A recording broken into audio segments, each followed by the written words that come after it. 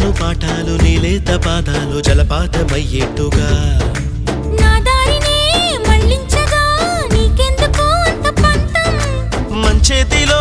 ఉంటే కదా ప్రేమించడం మానటం